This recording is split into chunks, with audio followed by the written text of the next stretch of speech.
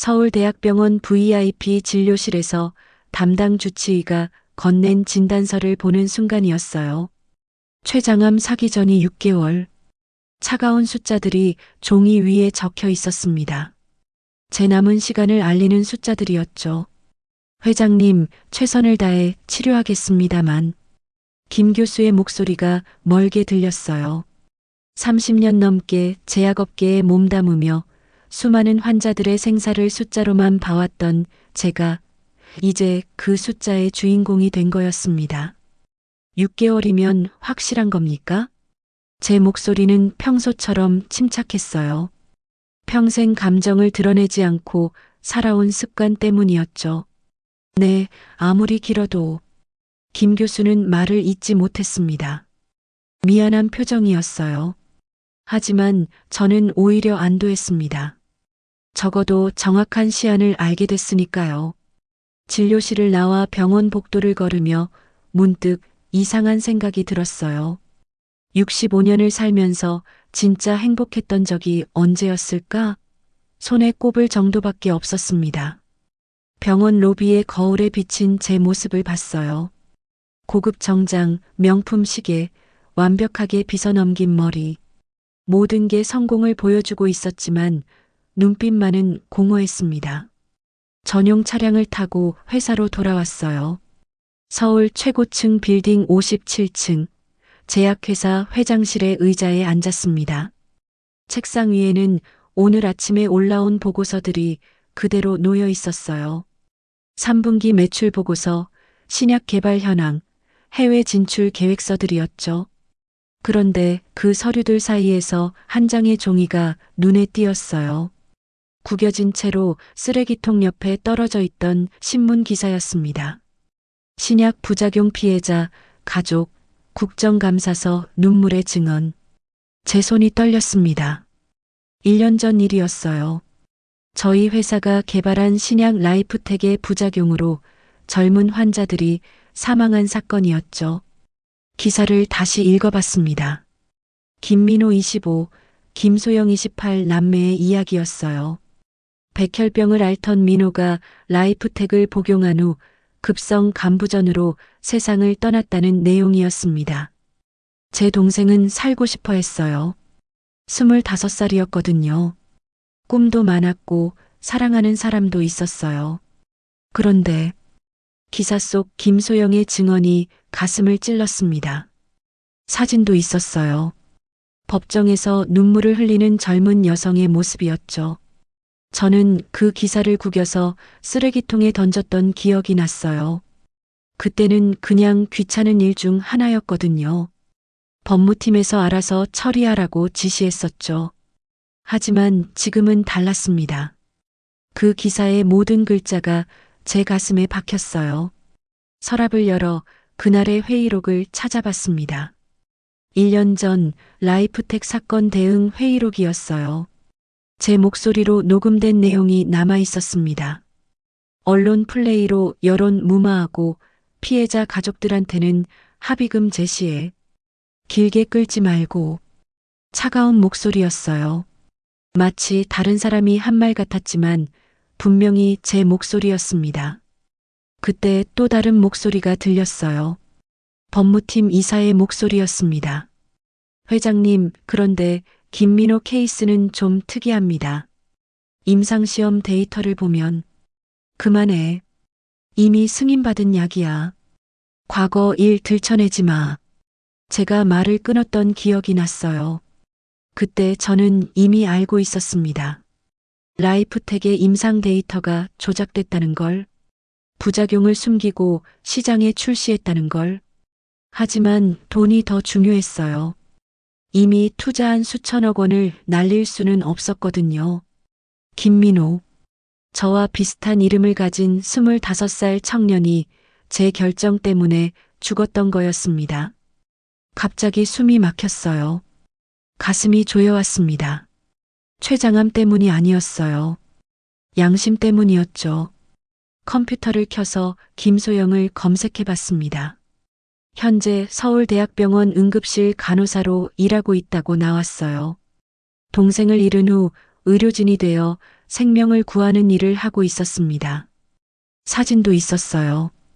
병원 홈페이지에 올라온 친절 간호사 소개 페이지였습니다. 환하게 웃고 있는 모습이었지만 눈 안쪽에는 깊은 슬픔이 숨어 있는 것 같았어요. 환자분들이 가장 힘들어 하실 때 곁에 있어 드리는 게 제 역할이라고 생각해요. 제가 받은 상처를 다른 분들은 받지 않으셨으면 좋겠어요. 김소영의 인터뷰 내용이었습니다. 제가 그 상처를 준 장본인인데도 그녀는 다른 사람들을 위해 살고 있었어요. 눈물이 났습니다. 65살에 처음 흘리는 진짜 눈물이었어요. 6개월. 제게 남은 시간이었습니다. 그 시간을 어떻게 써야 할까요? 갑자기 답이 보였어요. 김소영을 만나야겠다고 생각했습니다. 하지만 강민수 회장으로서가 아니라 그냥 한 명의 환자로서 말이에요. 과연 그녀는 자신의 동생을 죽인 사람을 어떻게 대할까요? 만약 제 정체를 모른다면 어떨까요? 정말 인터뷰에서 말한 대로 환자를 따뜻하게 대할까요? 아니면 그건 그냥 말뿐일까요? 확인해 보고 싶었어요. 아니, 확인해야만 했습니다. 집으로 돌아가 드레싱룸으로 갔습니다. 오래된 옷장을 열어 맨 구석에 있던 30년 전 옷들을 꺼냈어요. 색이 바랜 셔츠와 낡은 바지들이었죠. 한 벌을 꺼내 입어봤습니다. 조금 작아졌지만 입을만 했어요. 거울을 보니 완전히 다른 사람 같았습니다. 화장대에서 연한 파우더를 발라 얼굴을 창백하게 만들었어요. 머리도 일부러 헝클어뜨렸습니다. 등을 구부리고 걸어보니 정말 병든 노인 같았어요. 마지막으로 지갑에서 신분증을 빼고 현금만 조금 넣었습니다. 강민수 회장의 흔적을 모두 지우는 거였어요. 거울 속 모습을 보며 중얼거렸습니다. 김민호야, 미안하다. 내 누나가 어떤 사람인지 확인하고 올게. 시계를 보니 밤 10시였어요. 응급실이라면 24시간 열려 있겠죠. 지금 당장 가도 될 것 같았습니다. 평생 타던 전용차 대신 택시를 타기로 했어요. 정말 평범한 환자가 되고 싶었거든요. 서울대학병원 응급실로 가주세요. 택시기사가 룸미러로 저를 봤어요. 아프세요? 괜찮으세요? 네, 괜찮습니다. 하지만 괜찮지 않았어요. 6개월 시한부도 그렇고 김민호에 대한 죄책감도 그렇고 아무것도 괜찮지 않았습니다. 택시가 병원 쪽으로 달려가는 동안 저는 계속 생각했어요. 과연 김소영은 어떤 사람일까? 정말 따뜻한 간호사일까? 아니면 제 정체를 알면 어떻게 반응할까? 그리고 마지막에는 진실을 말해야겠다고 다짐했습니다. 제가 누구인지, 그리고 그녀의 동생이 왜 죽었는지, 그것이 제가 남은 6개월 동안 해야 할 일이었어요. 최소한의 속죄였습니다. 병원 불빛이 보이기 시작했습니다. 새로운 여행이 시작되는 거였어요. 마지막이자 가장 중요한 여행이었습니다. 택시에서 내려 서울대학병원을 바라보는 순간 가슴이 뛰었습니다. 30년 전 이곳에서 제약 사업을 시작했던 기억이 났어요. 그때는 작은 납품업체였죠. 병원 로비를 뛰어다니며 의사들에게 영업했던 젊은 시절이었습니다. 의료진들과 인사하며 더 나은 약을 공급하겠다고 약속했던 그 시절 말이에요. 하지만 지금은 완전히 다른 모습으로 이곳에 왔어요. 권력도 부도 모두 벗어던진 채로 말이죠. 낡은 옷을 입고 등을 구부린 채 걸어가는 모습이 과거의 저와는 너무나 달랐습니다. 응급실 입구 앞에서 잠시 멈춰 섰습니다. 과연 김소영이 근무하고 있을까요? 그리고 제가 준비한 연기가 통할까요? 갑자기 두려워졌어요. 만약 들킨다면 어떻게 하죠? 자동문이 열리면서 차가운 병원 공기가 얼굴을 스쳤어요. 소독약 냄새와 함께 어딘가에서 들려오는 기계음들이 귀에 들렸습니다. 심전도 모니터 소리, 산소 포화도 측정기 소리, 그리고 멀리서 들려오는 구급차 사이렌까지. 응급실 대기실은 생각보다 한산했어요. 밤 10시가 넘은 시간이라 그런지 몇 명 안 되는 환자들이 의자에 앉아 있었습니다. 한 구석에는 다리를 다친 것 같은 젊은 남성이 있었고, 다른 쪽에는 아이를 안고 있는 어머니가 걱정스러운 표정으로 앉아 있었어요. 접수 창구로 걸어갔어요. 등을 구부리고 천천히 걸었습니다. 정말 아픈 노인처럼 보이려고 노력했죠. 발걸음도 일부러 불안정하게 만들었어요. 어르신, 어디가 불편하세요? 접수 간호사가 친절하게 물었어요. 하지만 그 간호사는 김소영이 아니었습니다. 좀 더 나이가 많은 중년 여성이었죠. 가슴이 답답하고 아파서요.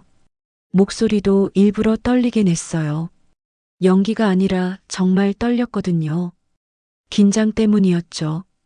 이런 속임수를 써본 적이 없었거든요. 언제부터 아프셨어요? 오늘 저녁부터요. 갑자기 답답해지면서. 보호자는 안 계세요? 혼자 살아서. 아무도 없어요. 그 말을 하는 순간 가슴이 찡했습니다. 거짓말이었지만 어쩐지 진짜 혼자인 것 같은 기분이 들었어요. 실제로 저는 평생 진정한 친구나 가족 없이 살아왔거든요. 사업적 관계만 있었을 뿐이었죠. 간호사가 차트를 작성해 줬습니다. 이름란에는 강민우라고 적었어요. 제 본명과 비슷하지만 다른 이름이었죠. 그런데 쓰고 보니 김민우와도 비슷했습니다. 우연의 일치였어요. 아니, 정말 우연일까요? 무의식 중에 그 아이 이름을 떠올린 건 아닐까요? 저기 의자에 앉아서 기다리세요. 곧 호출해 드릴게요. 대기실 구석 의자에 앉았어요. 주변을 둘러보며 김소영을 찾기 시작했습니다. 응급실 안쪽이 유리벽으로 되어 있어서 안에서 일하는 의료진들이 보였어요. 간호사들이 바쁘게 움직이고 있었습니다. 환자들의 혈압을 재고 약을 준비하고 의사들과 상의하며 치료에 필요한 모든 것들을 챙기고 있었어요. 그때 한 간호사가 환자를 부르며 지나갔어요. 홈페이지에서 본 얼굴이었습니다. 김소영이었어요. 박영수 환자분 3번 베드로 오세요. 목소리도 온화했습니다. 환자를 부르는 목소리에서도 따뜻함이 느껴졌어요.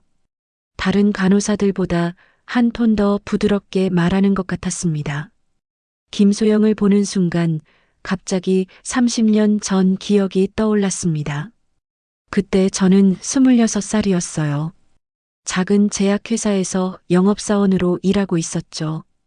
어느 날 병원에 납품건으로 왔다가 한 간호사를 만났습니다. 이수진이었어요. 안녕하세요. 처음 뵙죠? 저는 내과 병동 간호사 이수진이에요. 수진이 밝게 웃으며 인사했던 기억이 났어요. 그때도 지금의 김소영처럼 환자들에게 친절했습니다. 환자분들이 약을 제대로 드실 수 있도록 설명 자료 좀 만들어 주실 수 있나요?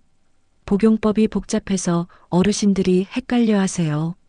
수지는 늘 환자를 먼저 생각했어요. 약의 효능이나 가격보다는 환자의 편의를 우선했죠. 글씨를 크게 써달라고 하거나 그림으로 설명해달라고 부탁하기도 했어요. 민수 씨, 이 약 정말 효과가 좋네요.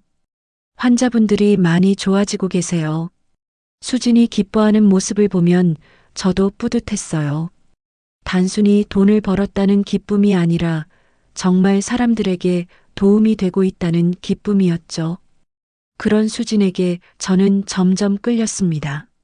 사랑에 빠진 거였어요. 몇 달 후 수진과 연인이 되었습니다. 함께 시간을 보내며 미래를 그려보기도 했어요. 민수야, 나는 돈보다 사람이 소중하다고 생각해. 우리도 그런 일을 하자. 수진이 자주 했던 말이었습니다. 제약 사업을 하더라도 환자를 위한 정말 좋은 약을 만들자고 했어요. 이윤보다는 치료 효과를 우선하는 회사를 만들자고 했죠. 가난한 사람들도 좋은 약을 먹을 수 있게 하자. 그게 우리가 해야 할 일이야. 수진의 꿈은 원대했습니다. 의료 혜택을 받지 못하는 사람들을 위한 약을 만드는 것이었어요. 하지만 저는 현실을 택했습니다. 돈이 되는 일 빨리 성공할 수 있는 길을 선택했죠. 수진아, 이상만으로는 살 수 없어. 현실적으로 생각해야지. 더 비싼 약을 팔기 시작했어요. 효과는 비슷하지만 브랜드 가치가 높은 수입약들을 선호했죠. 마진이 훨씬 좋았거든요. 수지는 실망했습니다. 저와 점점 멀어지기 시작했어요. 당신이 변한 거야. 처음엔 환자들을 생각했잖아. 세상이 그래, 수진아. 우리도 살아야 하고. 그렇게 말하며 수진을 떠났던 기억이 났어요. 그리고 수진은 결국 아프리카 의료봉사를 떠났습니다. 당신은 언젠가 후회할 거예요. 정말 소중한 게 뭔지 모른 채 살다가 말이에요. 떠나는 날 수진이 마지막으로 한 말이었어요. 그 말이 맞았나 봅니다. 지금 제가 바로 그 후회를 하고 있으니까요. 강민우 환자분? 간호사의 목소리에 정신을 차렸어요. 다른 간호사였습니다. 김소영이 아니었죠. 혈압부터 재보겠습니다. 혈압을 재고 체온을 쟀습니다. 실제로 컨디션이 안 좋아서인지 혈압이 높게 나왔어요. 180에백이었죠. 정상보다 훨씬 높았습니다. 어르신, 혈압이 좀 높으시네요. 평소에도 이런가요? 잘 모르겠어요. 병원에 자주 안 와서. 사실이었어요. 저는 평생 건강검진도 제대로 받지 않았거든요. 너무 바빴어서 아니 핑계였죠. 사실은 아픈 것이 두려웠던 거예요. 고혈압약 드시는 거 있으세요? 없어요. 그럼 의사 선생님께서 혈압약도 처방해 주실 거예요. 그때 김소영이 지나가는 게 보였어요. 다른 환자를 돌보고 있었습니다. 할머니, 괜찮으세요? 어디가 아프신가요? 휠체어에 앉은 할머니에게 무릎을 꿇고 눈높이를 맞춰 대화하고 있었어요. 할머니의 손을 잡고 있는 모습도 보였습니다. 괜찮아요. 조금만 기다리시면 의사 선생님이 보실 거예요. 목소리에 진심이 담겨 있었어요. 연기가 아닌 진짜 마음이었습니다. 할머니를 안심시키려는 마음이 고스란히 전해졌어요. 할머니가 뭔가 말씀하시자 김소영이 고개를 끄덕이며 들어주고 있었습니다. 바쁜 시간에도 할머니의 이야기를 성의껏 들어주는 모습이었어요. 그 모습을 보는 순간 제 계획에 의문이 들었어요. 과연 저런 사람을 시험해도 될까? 이미 충분히 선한 사람인 게 보이는데 말이에요. 하지만 동시에 더 확신하고 싶었습니다. 정말 어떤 상황에서도 저런 모습을 유지할 수 있는지 말이에요. 만약 자신에게 피해를 준 사람을 만났을 때도 그럴까요? 강민우 환자분, 진료실로 들어가세요. 드디어 제 차례가 왔어요. 의사가 간단히 진찰을 했습니다. 청진기로 심장 소리를 들어보고 배를 눌러보기도 했어요. 스트레스성 흉통 같네요. 심전도 검사 한번 해보시죠. 의사의 진단이었습니다.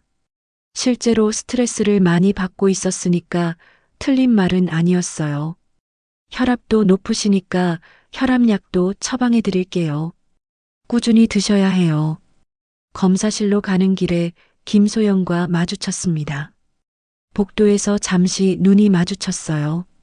어르신, 괜찮으세요? 어디가 아프신가요? 김소영이 먼저 말을 걸었어요.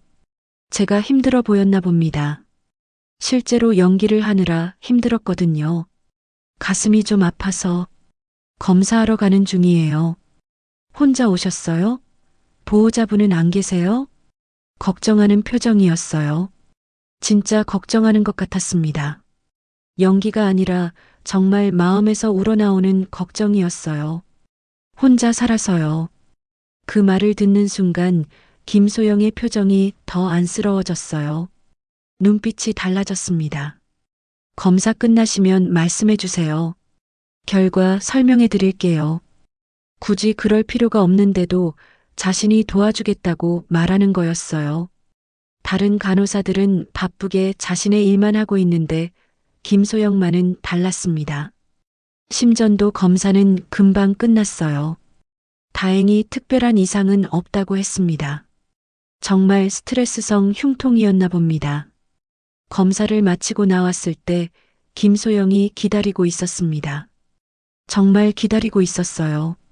결과 어떻게 나왔어요? 큰 이상은 없다고 하네요.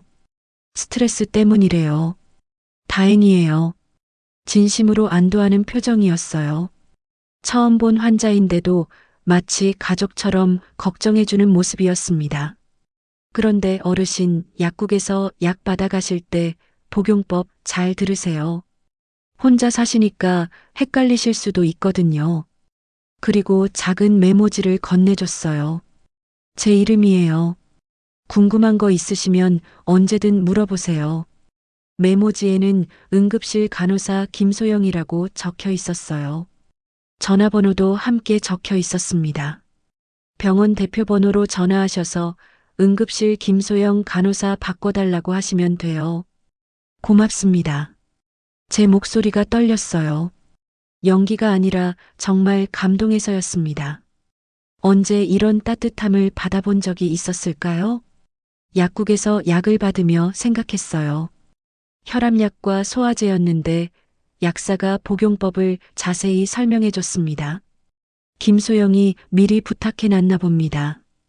병원을 나와 택시를 타며 생각했어요. 첫 번째 만남에서 이미 김소영의 진심을 느낄 수 있었습니다. 하지만 아직 확신할 수는 없었어요. 더 어려운 상황에서도 저런 모습을 유지할 수 있을까요? 만약 자신을 해친 사람을 만난다면? 택시 안에서 김소영이 준 메모지를 다시 봤어요. 정성스럽게 쓴 글씨였습니다. 환자를 위해 자신의 개인 연락처까지 알려주는 간호사가 얼마나 될까요? 집에 돌아와서 그날 밤은 잠이 오지 않았어요. 김소영의 모습이 자꾸 떠올랐습니다. 그리고 수진의 모습과 겹쳐 보였어요. 두 사람 모두 환자를 먼저 생각하는 마음이 같았습니다. 자신의 이익보다는 다른 사람을 위하는 마음이 똑같았어요. 과연 김소영이 자신의 동생을 죽인 사람이 바로 나라는 걸 알면 어떻게 반응할까요? 그래도 지금처럼 따뜻하게 대해줄까요? 아니면 분노할까요? 궁금했습니다. 무섭기도 했고요. 내일은 더 본격적인 시험을 해봐야겠다고 생각했어요. 김소영의 진짜 모습을 확인하기 위해서 말이죠. 그리고 언젠가는 진실을 밝혀야 한다는 것도 잊지 않았습니다. 제가 누구인지, 그리고 김민호가 왜 죽었는지, 그것이 제가 해야 할 마지막 일이었어요. 죽기 전에 반드시 해야 할 속죄였습니다. 사흘 후, 저는 다시 서울대학병원 응급실로 향했습니다. 이번에는 더 정교한 계획을 세웠어요. 단순히 가슴 통증을 호소하는 것보다 더 극적인 상황을 만들어야겠다고 생각했거든요. 김소영의 진짜 모습을 확인하려면 말이죠. 3일 동안 저는 철저히 준비했습니다. 인터넷으로 응급 상황에 대해 찾아봤어요. 어떤 증상을 보이면 사람들이 가장 당황하는지, 어떤 상황에서 의료진의 진짜 모습이 드러나는지 연구했죠. 그리고 연기 연습도 했습니다. 거울 앞에서 쓰러지는 모습을 반복해서 연습했어요. 너무 과장되면 가짜 티가 나고 너무 약하면 사람들이 관심을 갖지 않을 테니까요. 옷차림도 신경 썼습니다. 이번에는 더 초라하게 입고 갔어요. 낡은 회색 카디건을 입었는데 소매 끝이 해져서 실밥이 나와 있는 걸로 골랐습니다. 바지도 무릎 부분이 닳아서 색이 바랜 걸로 선택했어요. 신발은 일부러 낡은 운동화를 신었는데 한쪽 끈이 끊어져서 다시 묶어놓은 걸 신었습니다. 화장도 더 정성스럽게 했어요.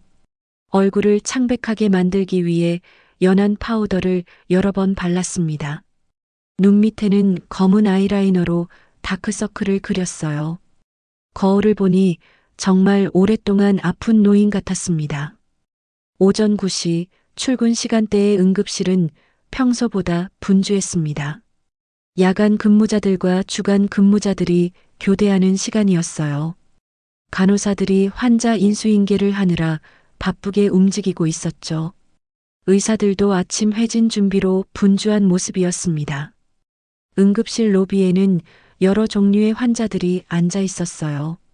다리를 다친 젊은 남성, 열이 나는 아이를 안고 있는 어머니, 기침을 심하게 하는 노인 등이 각자의 차례를 기다리고 있었습니다. 저는 대기실 구석에 앉아 김소영을 기다렸습니다. 다른 환자들을 관찰하면서 응급실의 분위기를 파악했어요. 간호사들이 어떻게 환자들을 대하는지, 어떤 상황에서 바빠지는지 살펴봤습니다. 김소영이 나타난 건 9시 30분쯤이었습니다. 주간 근무로 출근한 모양이었어요. 하얀 간호복을 입고 있었는데 다른 간호사들보다 한결 밝은 표정이었습니다. 가방을 사물함에 넣고 업무 인수인계를 받는 모습도 보였어요. 김소영이 일하는 모습을 조금 더 관찰했습니다. 환자들에게 말을 걸 때마다 무릎을 살짝 굽혀서 눈높이를 맞추려고 하더군요. 그리고 환자의 말을 들을 때는 고개를 끄덕이며 진지하게 들어주는 모습이었어요. 30분 정도 지켜본 후 저는 계획을 실행에 옮기기로 했어요. 일어서서 접수 창구 쪽으로 걸어가기 시작했습니다. 평소보다 더 천천히 걸었어요. 한 걸음 한 걸음 조심스럽게 디뎠습니다. 그런데 접수 창구까지 몇 걸음 남지 않은 지점에서 일부러 비틀거렸어요. 먼저 오른쪽으로 휘청했다가 균형을 잡으려고 하는 척했습니다. 그러다가 힘이 빠진 듯 무릎이 꺾이면서 바닥에 주저앉았어요. 아, 어지러워. 목소리를 힘없게 냈어요. 숨도 거칠게 몰아쉬었습니다. 주변에 있던 사람들이 놀라서 쳐다봤어요. 처음엔 아무도 움직이지 않았어요. 대기실에 앉아있던 환자들은 그저 시선만 보낼 뿐이었죠. 젊은 남성은 스마트폰을 보다가 잠깐 고개를 들었지만 곧 다시 화면을 봤습니다. 아이를 안고 있던 어머니는 걱정스러운 표정을 지었지만 선뜻 일어나지 못했어요. 접수 직원들도 마찬가지였습니다. 창구 안에서 서로 눈치만 보고 있었어요. 누군가 도와야 한다는 걸 알면서도 선뜻 나서지 못하는 모습이었습니다. 5초, 10초가 지났어요. 저는 계속 바닥에 앉아 있었습니다. 가슴을 움켜쥐고 괴로워하는 연기를 했어요. 그때 김소영이 달려왔습니다. 다른 환자를 돌보고 있다가 소란을 듣고 온 모양이었어요. 30m 정도 떨어진 곳에서 뛰어온 거였죠. 망설임 없이 제 옆에 무릎을 꿇었습니다. 김소영의 얼굴에는 진짜 걱정이 가득했어요. 연기가 아닌 진심 어린 걱정이었습니다. 눈빛이 간절했어요. 어르신, 괜찮으세요? 정신이 드세요? 김소영이 제 어깨를 가볍게 흔들며 말했어요. 목소리에 진짜 걱정이 담겨 있었습니다. 저는 눈을 반쯤 감고 힘없이 대답했어요. 어지럽고 가슴이 아파요. 의사 선생님 모셔올게요. 김소영은 당황하지 않고 차분하게 상황을 행동했어요. 제 목에 손을 대고 맥박을 확인했습니다. 손목에도 대어보고 목의 경동맥도 눌러봤어요. 그리고 호흡이 정상인지도 살펴봤죠. 어르신, 제 목소리 들리세요? 천천히 숨 쉬세요. 김소영이 자신의 카디건을 벗어서 제 어깨에 덮어줬습니다. 응급실 로비가 추워서 환자가 더 안 좋아질까봐 걱정한 거였어요. 자신은 추워도 환자를 먼저 생각하는 모습이었습니다. 김소영의 손길은 따뜻했어요. 제 손을 잡고 계속 말을 걸어줬습니다. 환자가 의식을 잃지 않도록 하려는 거였죠. 그런데 다른 직원들은 여전히 망설이고 있었어요. 그때 응급실 수간호사로 보이는 중년 여성이 다가왔습니다. 50대 초반으로 보이는 여성이었는데 얼굴에 짜증스러운 표정을 짓고 있었어요. 김소영을 부르는 목소리도 날카로웠습니다. 김소영 간호사, 지금 뭐 하는 거야? 수간호사의 목소리는 차가웠습니다. 환자를 걱정하는 기색은 전혀 없었어요. 응급환자 발생해서 응급처치 중입니다. 김소영이 여전히 제 옆에 무릎을 꿇은 채 대답했어요. 고개도 들지 않고 계속 환자를 돌보고 있었습니다. 로비에서 이런 쇼하지 말고 빨리 안으로 모셔. 다른 환자들이 놀랄까봐 걱정돼. 수간호사가 속삭이듯 말했습니다. 하지만 충분히 들릴 정도의 목소리였어요. 병원 분위기만 걱정하고 있는 모습이었습니다. 김소영의 표정이 순간 굳어졌어요. 하지만 여전히 환자를 우선시했습니다. 그 순간 김소영이 고개를 들어 수간호사를 바라봤습니다.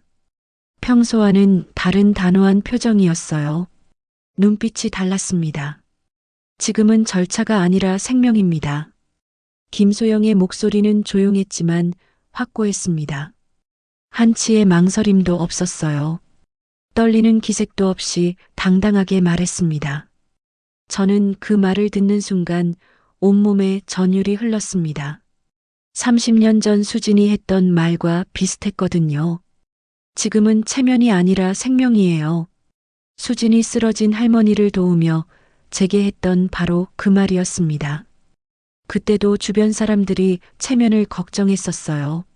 지저분한 할머니를 도우면 안 된다고, 옷이 더러워진다고 말렸죠. 하지만 수진은 그런 말에 굴복하지 않았어요. 지금의 김소영처럼 말이죠. 수간호사가 인상을 찌푸렸습니다. 자신의 지시에 반박하는 김소영이 못마땅한 모양이었어요. 지금 나한테 말대답하는 거야? 아닙니다. 환자를 우선시하는 겁니다. 김소영의 대답은 여전히 차분했습니다. 하지만 단호함이 느껴졌어요. 김소영은 수간호사의 눈치를 보지 않았어요. 계속해서 저를 돌봤습니다. 제 손을 잡고 따뜻하게 해주려고 했어요. 맥박도 계속 확인했습니다.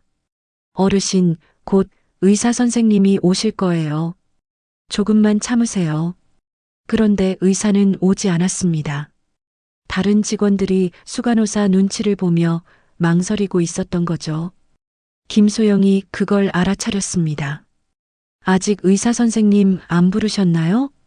주변 직원들에게 물었어요. 그게 수간호사님이. 한 직원이 말끝을 흐렸어요. 수간호사가 부르지 말라고 했다는 뜻이었습니다.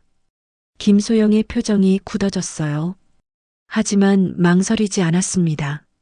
직접 일어나서 의사를 부르러 가려고 했어요. 잠깐, 제가 김소영의 손을 잡았습니다.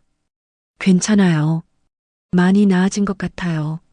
실제로 일어설 수 있을 정도로 회복된 척 연기했어요. 천천히 몸을 일으켰습니다. 김소영이 안도의 표정을 지었습니다. 진심으로 기뻐하는 모습이었어요. 정말 괜찮으세요? 그래도 의사 선생님께 보이는 게 좋겠어요. 네, 고맙습니다. 저는 천천히 일어섰어요. 김소영이 제 팔을 부축해줬습니다. 혹시 다시 쓰러질까봐 조심스럽게 도와주는 모습이었어요.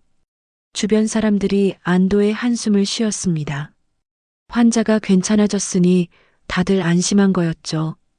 그 순간 수간호사가 다시 다가왔어요. 김소영 간호사, 사무실로 와요. 차가운 목소리였습니다. 화가 났다는 게 목소리에서 느껴졌어요. 김소영이 저를 의자에 앉게 한 후 수간호사를 따라갔어요. 걸어가는 뒷모습이 당당했습니다. 위축된 기색이 전혀 없었어요. 얼마 후 사무실에서 큰 소리가 들렸습니다. 환자 한 명 때문에 응급실 분위기 어수선하게 만들어? 로비에서 그런 소동 피우면 어떡해? 수간호사의 목소리였어요. 화가 나서 소리치는 게 응급실 밖까지 들렸습니다. 신입 주제에 선배한테 말대답까지 하고 당신이 뭔데 의사까지 부르려고 해? 계속해서 꾸짖는 소리가 들렸어요. 하지만 김소영의 대답은 들리지 않았습니다. 아마 조용히 듣고 있는 것 같았어요. 반박하지 않고 있는 모습이었습니다. 10분 정도 후 김소영이 나왔습니다. 얼굴이 조금 상기되어 있었지만 여전히 차분한 표정이었어요. 눈물을 흘린 기색도 없었고 기가 죽은 모습도 아니었습니다. 제게 다가와서 물었습니다. 어르신, 지금은 어떠세요? 목소리도 여전히 따뜻했습니다. 일주일 후 저는 세 번째로 병원을 찾았습니다. 이번에는 더 치밀한 계획을 세웠어요. 김소영의 선함이 어디까지인지, 정말 자신에게 손해가 와도 다른 사람을 도울 수 있는지 확인하고 싶었거든요. 그동안 저는 김소영에 대해 더 많은 조사를 했습니다. 병원 내부 사람을 통해 그녀의 근무 패턴을 파악했어요. 언제 가장 바쁜지, 언제 여유가 있는지, 동료들과는 어떤 관계인지 말이죠. 조사 결과는 놀라웠습니다. 김소영은 병원에서 모범 직원으로 통했어요. 환자들 사이에서도 평판이 좋았고 동료들도 그녀를 신뢰했습니다. 하지만 한 가지 문제가 있었어요. 너무 환자들에게 개인적으로 관여한다는 거였죠. 준비 과정은 더욱 정교했습니다. 일부러 낡은 지갑을 하나 샀어요. 가죽이 해져서 모서리가 들뜬 지갑이었죠. 언제 찢어져도 이상하지 않을 정도로 낡은 것이었습니다. 그 안에는 1,000원짜리 몇 장과 500원, 100원 동전 몇 개만 넣었습니다. 옷도 지난번보다 더 초라하게 입었습니다. 목 부분이 늘어난 낡은 스웨터를 입었는데 실제로 30년 전에 입던 옷이었어요. 색깔도 바래서 원래 무슨 색이었는지 알 수 없을 정도였죠. 바지는 무릎이 해진 것을 골랐고 양말도 구멍이 뚫린 걸 신었습니다. 신발은 밑창이 닳아서 구멍이 날 것 같은 운동화를 신었어요. 걸을 때마다 바닥에 차가운 기운이 발로 전해질 정도였습니다. 머리도 며칠 동안 감지 않은 것처럼 기름기가 흐르게 만들었어요. 수염도 대충 깎아서 지저분해 보이게 했습니다. 거울을 보니 정말 생활이 어려운 독거노인 같았어요. 오후 2시쯤 병원에 도착했어요. 점심시간이 지나서 응급실이 조금 한가한 시간대였습니다. 환자들도 오전보다는 적었고 의료진들도 여유가 있어 보였어요. 김소영이 데스크에서 서류 정리를 하고 있는 모습이 보였어요. 집중해서 일하는 모습이었는데 가끔 환자들 쪽을 살피는 것도 보였습니다. 누군가 도움이 필요한지 확인하는 듯한 모습이었어요. 저는 접수를 마치고 진료를 받았습니다. 이번에는 진짜 아픈 척하지 않고 단순한 소화불량으로 내원했다고 말했어요. 며칠 전부터 속이 좀 더부룩하고 메스꺼움이 있다고 설명했죠. 의사가 간단한 진찰을 하고 소화제와 위장약을 처방해줬습니다. 특별한 검사는 필요 없다고 했어요. 식사 조절하시고 스트레스 받지 마세요. 약 드시면 곧 나아질 거예요. 진료가 끝나고 약국으로 향했습니다. 1층에 있는 원내 약국이었어요. 처방전을 내밀고 기다리는 동안 다른 환자들을 관찰했습니다. 약사가 약을 준비하는데 10분 정도 걸렸어요. 여러 종류의 약을 분포에 담아서 설명해 줬습니다. 하루 3번, 식후 30분에 드시고요. 이 위장약은 위가 쓰릴 때 드시면 돼요. 네, 알겠습니다. 얼마입니까? 15,000원입니다. 약사가 친절하게 말했습니다. 저는 일부러 당황한 표정을 지었어요. 지갑을 뒤져가며 돈을 세어봤습니다. 1,000원짜리 몇 장과 동전들을 꺼내서 약국 카운터 위에 놓고 하나하나 세기 시작했어요. 1,000원, 2,000원, 3,000원. 계속 세다가 7,000원에서 멈췄습니다. 7,000원밖에 없네요. 목소리를 떨리게 했어요. 진짜 당황한 것처럼 연기했습니다. 지갑을 뒤집어서 혹시 더 있나 확인하는 척도 했어요. 어떡하지? 돈을 더 가져올 걸. 약사가 난처한 표정을 지었어요. 이런 경우가 종종 있긴 하지만 병원 규정상 먼저 결제를 해야 약을 줄 수 있었거든요. 죄송한데요. 결제를 먼저 하셔야 약을 드릴 수 있어서요. 그럼 카드로 할 수 있나요? 카드 있으시면 카드로 하셔도 돼요. 카드도 없어서요. 어떻게 하죠? 저는 정말 난처해하는 표정을 지었어요. 주머니란 주머니는 다 뒤져봤지만 당연히 돈이 나올 리 없었죠. 약사도 곤란해했습니다.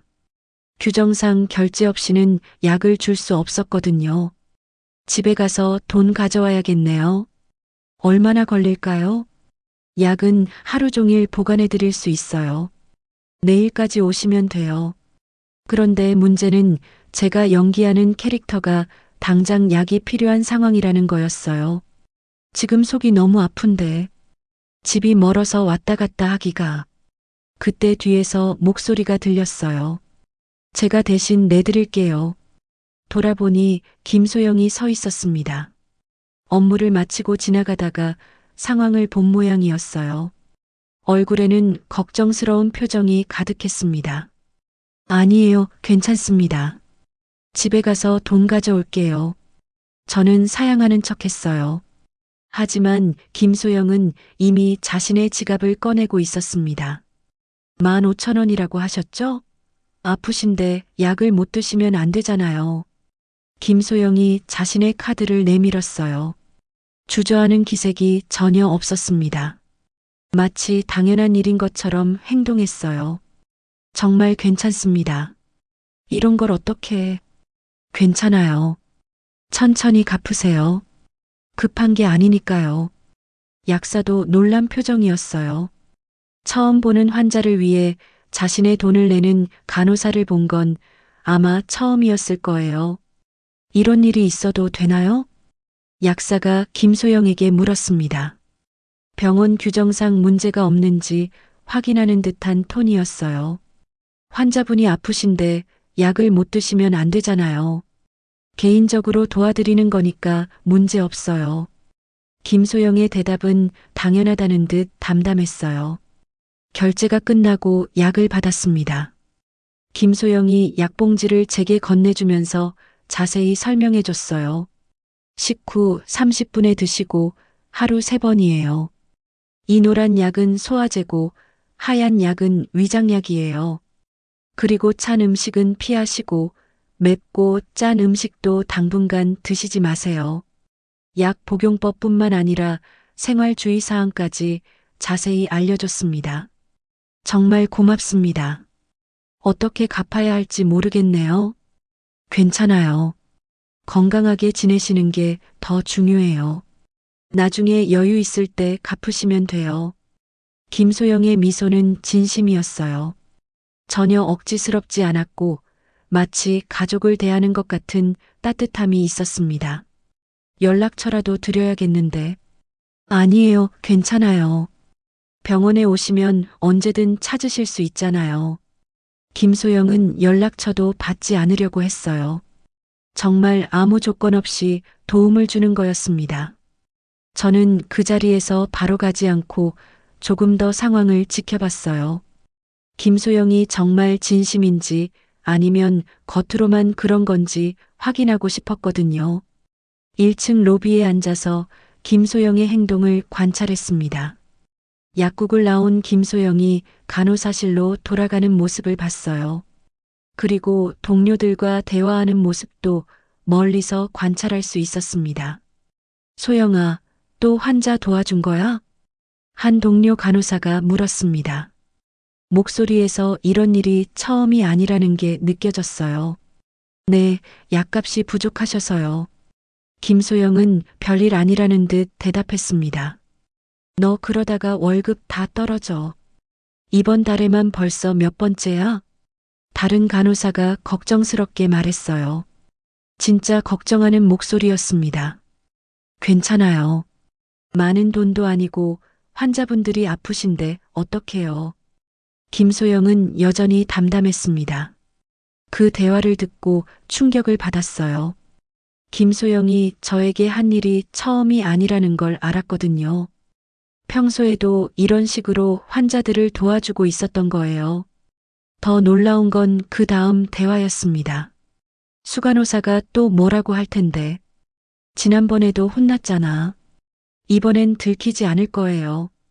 개인 돈으로 환자 도와주는 거 병원에서 좋아하지 않는다며. 환자분이 중요하잖아요. 규정도 중요하지만요. 동료들의 대화를 통해 더 많은 것을 알 수 있었어요. 김소영이 환자를 도와주는 일로 이미 여러 번 꾸중을 들었다는 걸. 병원 측에서도 이런 일을 좋아하지 않는다는 걸. 그런데도 김소영은 계속하고 있었던 거예요. 그날 오후 저는 병원 근처 카페에 앉아 김소영을 계속 관찰했습니다. 퇴근 시간인 오후 6시가 되자 김소영이 병원에서 나왔어요.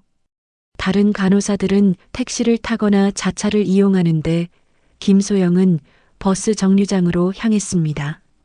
대중교통을 이용하는 거였죠. 버스를 기다리면서 김소영이 가방에서 뭔가를 꺼냈어요. 작은 수첩이었는데 뭔가를 적고 있었습니다. 궁금해서 자연스럽게 가까이 다가갔어요. 수첩에는 날짜별로 뭔가가 빼곡히 적혀 있었어요. 자세히 보니 환자들에게 도움을 준 내역들이었습니다. 3월 5일 박할머니 교통비 5,000원, 집이 멀어서 택시비 부족. 3월 8일 이할아버지 약값 12만 원 당뇨약, 혈압약.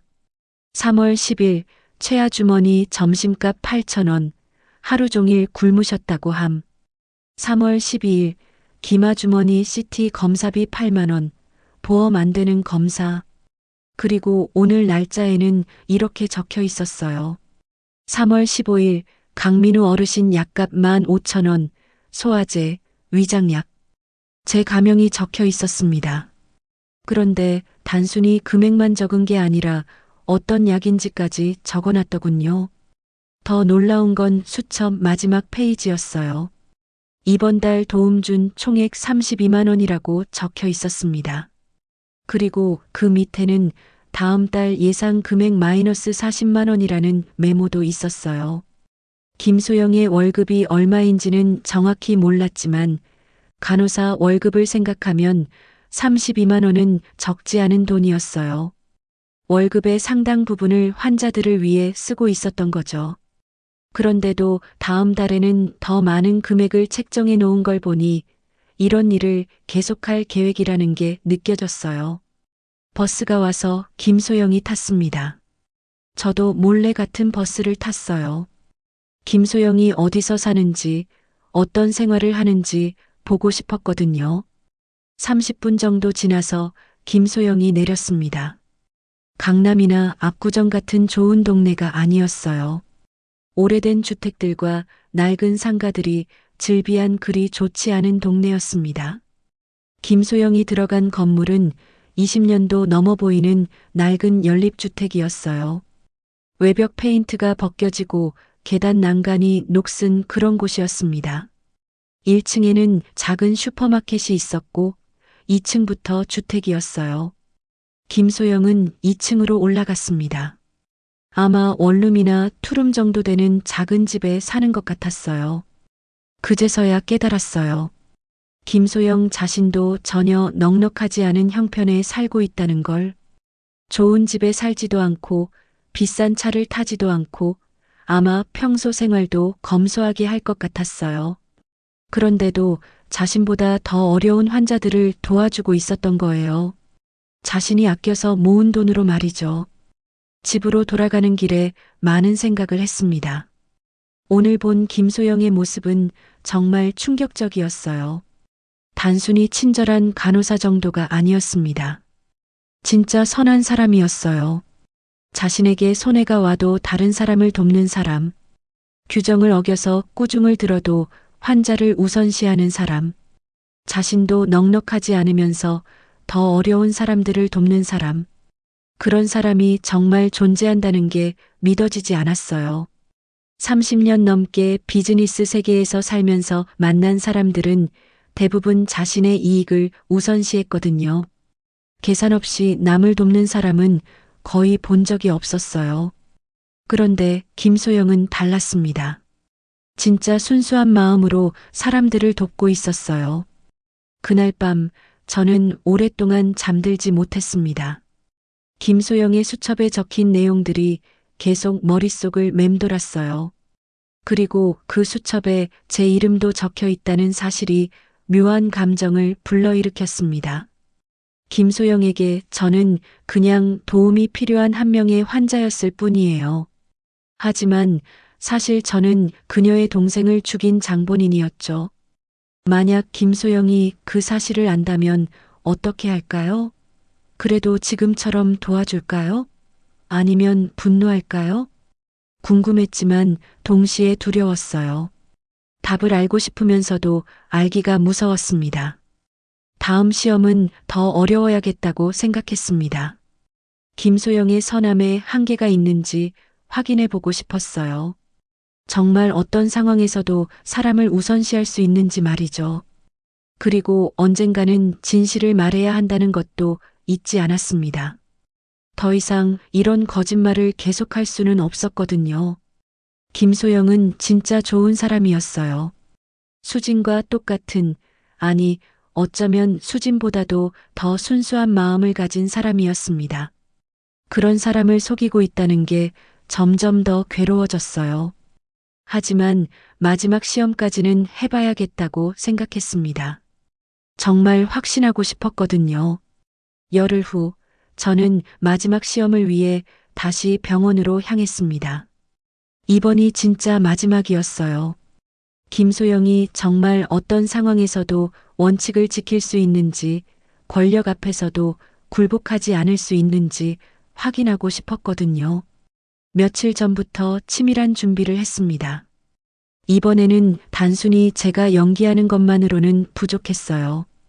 더 큰 상황을 만들어야 했습니다. 먼저 병원 내부 사정을 더 자세히 알아봤어요. VIP 환자들이 어떻게 취급받는지, 그럴 때 일반 환자들은 어떤 대우를 받는지 조사했습니다. 그리고 하나의 계획을 세웠어요. 금요일 오전 10시, 평소보다 일찍 병원에 갔습니다. 이번에도 낡은 옷차림으로 변장했지만 연기할 증상은 더 심각하게 준비했어요. 응급실에 도착해서 접수를 마쳤습니다. 이번에는 가슴 통증과 함께 호흡곤란 증상을 호소했어요. 의사가 심각하게 받아들일 만한 증상이었죠. 진료 결과 심전도 검사와 엑스레이 촬영이 필요하다고 했습니다. 검사를 마치고 결과를 기다리는 동안 저는 응급실 관찰실 침대에 누워 있었어요. 김소영이 담당 간호사였습니다. 지난 2번의 만남을 기억하고 있었는지 더욱 세심하게 돌봐줬어요. 30분마다 한 번씩 제 상태를 확인했습니다. 혈압도 재고 산소 포화도도 측정했어요. 다른 환자들보다 더 자주 신경 써주는 것 같았습니다. 오전 11시쯤 병원 로비가 갑자기 소란스러워졌습니다. 큰 차 2대가 병원 앞에 섰어요. 검은색 대형 세단에서 양복을 입은 사람들이 내렸습니다. 그 가운데 50대 후반으로 보이는 남성이 있었어요. 대기업 회장이었습니다. 정기 건강검진을 받으러 온 모양이었어요. 병원장이 직접 마중 나와서 인사하는 모습이 보였습니다. 회장님, 어서 오십시오. VIP 진료실 준비 완료되었습니다. 병원장과 함께 엘리베이터를 타고 올라가는 모습이 보였어요.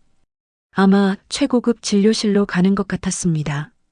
그런데 30분 후 예상치 못한 일이 벌어졌어요. 그 회장이 갑자기 가슴 통증을 호소하며 응급실로 내려온 거였습니다. 건강검진 도중 심장에 이상이 생긴 모양이었어요. 응급실이 순식간에 전쟁터가 되었습니다. VIP 환자 응급 상황. 1번 침대 즉시 비워. 응급실 과장이 큰 소리로 지시했어요. 1번 침대는 응급실에서 가장 좋은 자리였습니다. 의료 장비도 가장 잘 갖춰져 있고 의사들이 접근하기도 편한 곳이었어요. 그런데 문제가 있었어요. 1번 침대에는 이미 다른 환자가 누워 있었거든요. 70대 할머니였는데 오전부터 복통으로 와서 검사를 받고 계셨어요. 아직 검사 결과도 나오지 않은 상태였습니다. 김소영 간호사, 1번 침대 환자 다른 곳으로 옮겨. 과장이 김소영에게 지시했어요. 김소영이 당황한 표정으로 과장을 바라봤습니다. 과장님, 할머니는 아직 검사 결과를 기다리고 계시는데요. 그런 거 상관없어. 빨리 옮기라고. 과장의 목소리는 짜증이 섞여 있었어요. VIP 환자 때문에 예민해진 것 같았습니다. 김소영이 과장에게 다가가서 작은 목소리로 말했습니다. 과장님, 할머니는 새벽부터 아프셔서 오신 분이에요. 검사 결과도 아직 안 나왔고요. 혹시 심각한 상황일 수도. 그런 거 신경 쓸 때가 아니야. 지금 누가 오신 줄 알아? 과장이 목소리를 높였어요. 하지만 할머니가 먼저 오셨고 응급 상황일 가능성도. 김소영 간호사. 과장이 화를 내기 시작했어요. 지금 VIP 분이 응급 상황인데 무슨 소리야? 빨리 옮기지 못해? 그 순간 김소영이 고개를 들어 과장을 똑바로 바라봤습니다. 평소와는 다른 단호한 표정이었어요. 죄송하지만 할머니가 먼저 오셨어요. 응급실에서는 온 순서가 중요합니다. 응급실이 순간 조용해졌습니다. 김소영의 말에 모든 사람들이 숨을 죽였어요. 과장의 얼굴이 빨갛게 달아올랐습니다. 뭐라고? 지금 나한테 반항하는 거야? 반항이 아닙니다. 의료진으로서 당연한 일을 하는 겁니다. 김소영의 목소리는 떨렸지만 확고했어요. 환자분들은 모두 소중합니다. 먼저 온 순서를 지켜야 해요. 그때 병원장이 급하게 응급실로 내려왔습니다. VIP 환자의 응급 상황을 직접 챙기러 온 모양이었어요. 무슨 일입니까? 왜 아직 준비가 안 됐지? 과장이 급하게 설명했어요. 김 간호사가 VIP 환자분을 위한 자리 마련을 거부합니다. 병원장이 김소영을 바라봤어요. 눈빛이 차가웠습니다. 김소영 간호사, 지금 상황이 어떤 상황인지 알고 있나? 네, 알고 있습니다. 하지만 먼저 온 환자를 임의로 옮길 수는 없습니다. 지금 회장님이 응급 상황이야. 빨리 자리 비우지 못해? 그런데 김소영은 움직이지 않았어요. 할머니 침대 옆에 그대로 서 있었습니다. 죄송합니다. 할 수 없습니다. 김소영의 대답이었어요. 할머니가 먼저 오셨고 아직 치료가 끝나지 않았습니다. 다른 자리를 준비해 드리겠습니다. 병원장의 얼굴이 일그러졌어요. 지금 내가 무슨 말을 하는지 알아? 경력에 흠집 내고 싶어? 협박이었습니다. 하지만 김소영은 굽히지 않았어요. 환자를 차별하는 것은 의료진이 해서는 안 될 일입니다. 그 순간 저는 가슴이 뭉클해졌어요. 김소영이 자신의 경력을 걸고 할머니를 지켜주고 있었거든요. 30년 전 수진도 이랬었어요. 병원 상급자들이 가난한 환자들을 차별 대우하라고 할 때 끝까지 반대했었죠. 병원장이 주위를 둘러봤습니다. 회장과 수행원들이 기다리고 있었거든요. 더 이상 시간을 끌 수 없는 상황이었어요. 좋아, 김소영 간호사. 오늘 일은 나중에 따로 얘기하자. 병원장이 이를 갈면서 말했어요. 2번 침대로 모셔. 결국 회장은 2번 침대를 사용하게 되었습니다. 김소영이 끝까지 버틴 덕분에 할머니는 자리를 지킬 수 있었어요. 1시간 후 할머니의 검사 결과가 나왔습니다. 다행히 큰 이상은 없었지만 만약 치료가 늦어졌다면 위험할 수도 있었던 상황이었어요. 김소영이 할머니에게 다가가서 안도의 표정을 지었어요. 할머니, 다행이에요. 큰 이상 없으시네요. 고마워요, 간호사님. 아까 저 때문에 곤란하셨을 텐데. 아니에요, 할머니. 당연한 일이었어요. 김소영의 미소는 여전히 따뜻했어요. 자신이 공경에 처할 수도 있는 상황이었는데도 전혀 후회하는 기색이 없었습니다. 오후에 병원 근처에서 기다리며 상황을 지켜봤습니다. 과연 김소영이 어떤 처벌을 받게 될지 궁금했거든요. 4시쯤 김소영이 병원장실로 불려가는 것을 봤어요. 30분 정도 후에 나왔는데 얼굴이 조금 굳어 있었습니다. 동료 간호사가 다가가서 물어봤어요. 김소영의 목소리는 담담했어요. 하지만 떨리는 기색이 약간 있었습니다. 경고 조치 받았어요. 다음에 또 이런 일 있으면 해고라고 하시네요. 동료가 걱정스럽게 물었어요. 후회돼? 김소영이 고개를 저었습니다. 아니요. 다시 그런 상황이 와도 똑같이 할 거예요. 그 말을 듣는 순간 저는 확신했어요. 김소영은 정말 진짜였습니다. 자신의 직장을 잃을 위험을 무릅쓰고도 환자를 지키는 사람, 권력 앞에서도 굽히지 않는 사람, 원칙을 목숨처럼 지키는 사람, 그런 사람이 정말 존재했어요. 그날 밤 저는 오랫동안 생각했습니다. 3번의 시험 모두에서 김소영은 완벽했어요. 첫 번째는 생명을 우선시했고, 2번째는 돈보다 사람을 선택했고, 3번째는 권력보다 원칙을 택했습니다. 이제 더 이상 시험할 필요가 없었어요. 김소영은 제가 평생 찾던 그런 사람이었습니다. 하지만 동시에 엄청난 죄책감이 밀려왔어요. 이렇게 선한 사람의 동생을 제가 죽였다는 사실이 가슴을 짓눌렀습니다. 김민호를 구할 수 있었는데 돈 때문에 그러지 않았던 제 자신이 너무 미웠어요. 이제 진실을 말해야 할 때가 왔습니다. 김소영에게 제가 누구인지, 그리고 김민호가 왜 죽었는지 모든 걸 털어놔야 했어요. 그리고 진심으로 사과해야 했습니다. 비록 용서받지 못할지라도 말이에요. 마지막 6개월을 어떻게 보낼지도 정해야 했어요. 김소영 같은 사람이 세상에 더 많아질 수 있도록 뭔가 해야겠다고 생각했습니다. 그것이 제가 할 수 있는 마지막 속죄였어요. 며칠 후 김소영에게 치명적인 위기가 닥쳤습니다.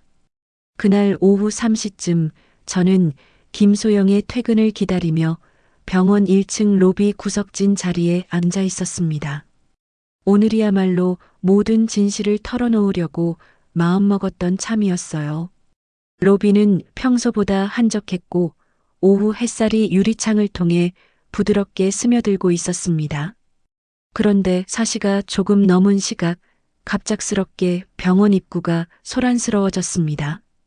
검은색 고급 세단 2대가 병원 정문 앞에 나란히 섰고 양복을 입은 사람들이 우르르 내렸어요. 그 가운데 60대 초반으로 보이는 품위 있는 여성이 있었습니다. 대기업 그룹 회장 부인이었어요. 갑작스런 복통으로 응급실을 찾은 것이었습니다. 수행원들이 부축하며 들어오는 모습에서 상당한 VIP임을 알 수 있었어요. 병원 직원들이 바쁘게 움직이기 시작했습니다. 원무과 직원들이 급하게 뛰어나와 안내했고 간호사들도 긴장한 표정으로 준비에 여념이 없었어요.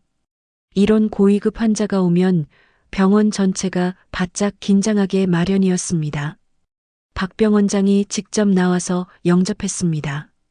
평소 오만한 표정과는 달리 극진한 예의를 갖추고 있었어요. 병원 경영진에게는 이런 VIP 환자 관리가 매우 중요했거든요. 응급실 가장 좋은 자리인 1번 침대가 즉시 준비되었습니다.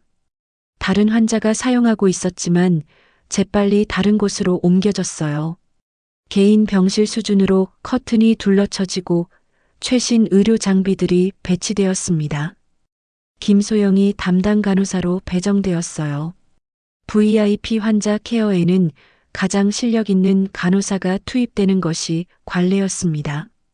며칠 전 박병 원장과 갈등이 있었지만 그럼에도 김소영의 실력은 인정할 수밖에 없었던 거죠. 박병 원장이 직접 진료를 시작했습니다. 환자는 우측 복부 통증을 호소했고 구토 증상도 있었어요. 박병 원장은 여러 검사를 지시했습니다. 혈액 검사, 복부 초음파, CT 촬영 등이었죠.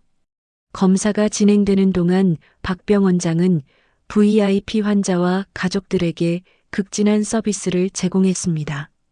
차나 커피는 물론이고 병원 최고급 간식까지 준비되었어요. 환자 보호자들을 위한 별도 휴게실도 마련되었습니다. 1시간 후 검사 결과가 나왔습니다. 단순한 소화불량으로 판명되었어요. 심각한 질환은 아니었지만 박병 원장은 VIP 대우를 위해 입원 치료를 권했습니다. 안전을 위해 하루 정도 경과를 지켜보시는 게 좋겠습니다. 환자와 가족들도 동의했어요. 박병 원장은 안도했습니다. 큰 문제 없이 VIP 환자 관리가 잘 마무리되는 것 같았거든요. 그런데 문제는 그 다음에 벌어졌습니다. 입원 준비 과정에서 박병 원장이 치명적인 실수를 했어요. 환자 차트에 잘못된 정보를 기입한 거였습니다. 다른 환자의 알레르기 정보를 실수로 적어 넣었던 거죠. 김소영이 입원 절차를 진행하면서 그 잘못된 정보를 발견했어요. 환자가 페니실린 알레르기가 있다고 차트에 적혀 있었는데 실제로는 그런 알레르기가 없었던 겁니다. 하지만 이미 그 정보를 바탕으로 처방이 내려진 상태였어요. 페니실린 계열 항생제 대신 다른 약물이 처방되었습니다. 30분 후 VIP 환자 가족 중 한 명이 문제를 제기했어요. 환자의 큰아들로 보이는 40대 남성이었는데 의료진 출신이었습니다. 어머니는 페니실린 알레르기가 없으신데 왜 차트에 그렇게 적혀 있나요? 박병 원장의 얼굴이 순간 창백해졌어요. 자신의 실수가 발각된 거였습니다. 그리고 이 때문에 불필요한 약이 처방된 것 같은데요. 가족들의 시선이 차갑게 변했습니다. VIP 대우를 받다가 갑자기 의료진의 실수를 당한 기분이었던 거죠. 박병 원장은 진퇴양난에 빠졌어요. 자신의 실수를 인정하면 VIP 환자 관리 실패로 병원에서 큰 문제가 될 것이고 개인적으로도 치명적인 타격을 입을 것이었습니다. 그때 박병 원장의 머릿속에서 빠르게 계산이 돌아갔어요. 자신의 실수를 덮기 위해서는 다른 누군가가 책임을 져야 했습니다. 죄송합니다. 담당 간호사가 차트 정리 과정에서 실수를 한 것 같습니다. 박병 원장이 김소영을 가리키며 말했어요. 김소영이 깜짝 놀라서 박병 원장을 바라봤습니다. 차트는 박병 원장이 직접 작성한 것이었거든요. 김소영 간호사가 다른 환자 정보를 잘못 옮겨 적은 것 같습니다. 완전한 거짓말이었어요. 하지만 박병 원장은 태연하게 거짓말을 계속했습니다. VIP 환자 가족들의 시선이 김소영에게 쏠렸어요. 차가운 시선들이었습니다. 간호사 실수라는 거군요. 네, 정말 죄송합니다. 이런 일이 있어서는 안 되는데. 박병 원장이 고개를 숙이며 사과했어요. 하지만 계속해서 김소영에게 책임을 돌렸습니다. 김소영이 당황해서 말하려고 했어요. 병 원장님, 차트는 제가 작성한 게 아니라. 조용히 해. 박병 원장이 날카로운 목소리로 김소영을 제지했어요. 지금 환자분들 앞에서 변명하려고? 김소영의 얼굴이 창백해졌습니다. 억울함이 눈에서 그대로 드러났어요. 당장 사과해. 박병 원장이 강요했어요. 환자 가족들이 지켜보는 가운데 김소영은 어쩔 수 없이 고개를 숙여야 했습니다. 죄송합니다. 제가 차트 정리 과정에서 실수를 했습니다. 거짓 사과였지만 달리 방법이 없었어요. 상급자의 명령을 거부할 수 없는 상황이었습니다. VIP 환자 가족들은 그제서야 분노가 조금 가라앉았어요. 앞으로는 이런 일이 없도록 철저히 관리해 주세요. 네, 반드시 그렇게 하겠습니다. 해당 간호사는 엄중히 처벌하겠습니다. 박병 원장이 약속했어요. 저는 응급실 입구에서 그 모든 상황을 지켜보고 있었습니다. 30년 전 김민호 사건과 똑같은 패턴이 벌어지고 있었어요. 권력 있는 사람이 자신의 실수를 약한 사람에게 떠넘기고 그 사람을 희생양으로 삼는 것이었습니다. 박병 원장은 며칠 전 VIP 할머니 사건에서 김소영에게 당한 굴욕에 대한 보복도 함께 하고 있었어요. 핏줄이 터질 것 같은 분노가 치밀어 올랐습니다. 이렇게 선한 사람이 악한 사람에게 고통받는 것을 더 이상 지켜볼 수 없었어요. 더 이상 강민우가 아닌 강민수 회장으로 돌아갈 때가 왔어요. 이제 진짜 전쟁을 시작할 거였습니다. 다음 날 오전 10시 강민수는 완전히 다른 모습으로 병원에 나타났습니다. 네이비 블루 맞춤 정장에 하얀 셔츠, 은색 넥타이를 메고 있었어요. 이탈리아 수제 가죽 구두를 신고 있었고 손목에는 고급 시계가 빛나고 있었습니다. 머리도 말끔히 정돈되어 있었고 얼굴에서는 30년간 대기업을 이끌어온 CEO의 카리스마가 느껴졌어요. 어제의 초라한 노인은 온데간데 없었습니다. 먼저 병원장실을 찾아갔어요. 비서가 당황한 표정으로 맞이했습니다. 대한제약 회장 강민수입니다. 병원장님과 긴급히 면담하고 싶습니다. 아, 네. 잠시만 기다려주세요. 비서가 급하게 병원장에게 연락했어요. 10분 후 병원장실에서 은밀한 면담이 이루어졌습니다. 강민수 회장은 어제 VIP 환자 사건에 대한 CCTV 영상과 박병 원장의 각종 비리 증거를 제시했어요. 박병 원장을 즉시 징계 조치하지 않으면 이 모든 자료가 언론에 공개될 것입니다. 병 원장은 선택의 여지가 없었어요. 대한제약은 병원의 주요 파트너였고 강민수 회장의 영향력을 무시할 수 없었거든요. 알겠습니다. 즉시 조치하겠습니다. 30분 후 박병 원장은 병원장실로 호출되었어요. 박병 원장, 어제 VIP 환자 사건에 대해 심각한 문제가 제기되었습니다. 무슨 말씀이신지 모든 증거가 확보되었습니다. 더 이상 변명은 통하지 않을 것 같습니다. 병 원장이 태블릿을 밀어주며 CCTV 영상을 보여줬어요. 박병 원장이 차트를 잘못 작성하고 나중에 김소영에게 책임을 떠넘기는 장면이 선명하게 녹화되어 있었습니다. 박병 원장의 얼굴이 창백해졌어요. 그리고 이것은 리베이트 수수 내역입니다. 추가 자료들이 공개되자 박병 원장은 완전히 궁지에 몰렸어요. 지금 당장 응급실로 가서 김소영 간호사에게 공개 사과하십시오. 그리고 사직서를 제출하세요. 병 원장님, 그건 선택권이 없습니다. 지금 가세요. 오후 2시 응급실은 평소처럼 바쁜 시간이었습니다. 김소영이 환자들을 돌보고 있을 때 박병 원장이 나타났어요. 얼굴이 창백하고 걸음걸이도 어색했습니다. 김소영 간호사. 박병 원장이 김소영을 불렀어요. 목소리가 평소와 달리 힘이 없었습니다. 김소영이 고개를 들었어요. 어제 일 때문에 아직도 불안한 마음이었습니다. 잠깐 이야기 좀 하겠습니다. 박병 원장이 응급실 한가운데 서서 말하기 시작했어요. 다른 의료진들과 환자들이 지켜보는 가운데였습니다. 어제 제가 실수를 했습니다. 갑작스러운 말에 주변이 조용해졌어요. VIP 환자 차트를 잘못 작성한 것은 제 실수였습니다. 그것을 당신에게 덮어 씌워서 죄송합니다. 응급실 전체가 긴장된 분위기가 되었어요. 평소 권위적이던 박병 원장이 공개적으로 사과하는 모습은 충격적이었습니다. 김소영의 눈에 눈물이 고이기 시작했어요. 어제부터 쌓였던 억울함과 스트레스가 한꺼번에 풀어지는 순간이었습니다. 정식으로 사과드립니다. 앞으로 이런 일은 절대 일어나지 않을 것입니다.